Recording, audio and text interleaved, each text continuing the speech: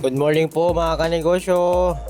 So, bumaba na nga pala ako mga kanegosyo para magbukas ng ating tindahan.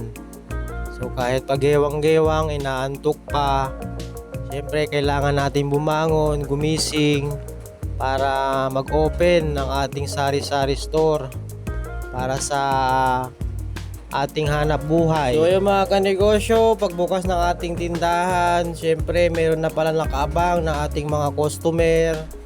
Nag-aantay na sila kanegosyo na magbukas tayo kasi wala silang ibang mabilhan dito sa amin. Kaya obligado tayo kahit na wala pang toothbrush, inaantok pa. Syempre obligado tayong kumilos para mapagbilhan yung ating mga customer. Ganitong oras talaga kami nagbubukas sa negosyo. Pagka walang pasok, 6 AM talaga kami nagbubukas ng aming tindahan. Pero pagka pasukan na ng ating mga estudyante, siyempre pag 5 AM pa lang, bukas na po yung tindahan namin.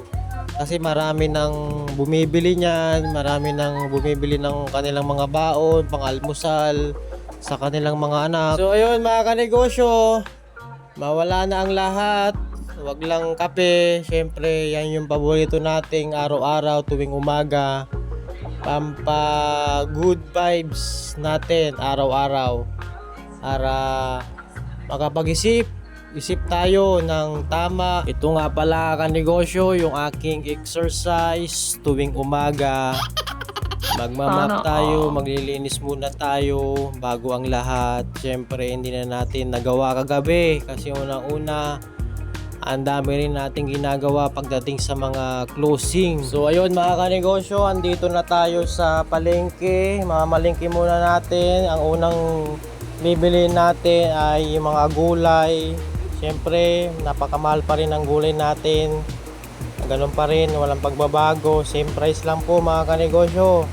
Kaya minimize lang natin yung mga binibili natin, paunti-unti lang kasi napakamahal.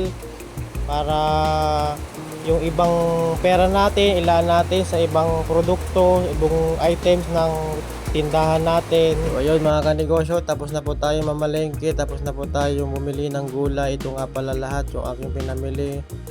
Umabot po ng 700 plus. Pagkatapos ko nga pala mamalengke mga kanegosyo, so dumiretso po ako sa supplier ko ng soft drinks para kumuha ng mga stock kasi wala na tayong maibenta sa ating mga customer. So ayun mga kanegosyo, tapos na po tayo mamalengke at tapos na rin po tayong kumuha ng stock ng mga soft drinks at alak.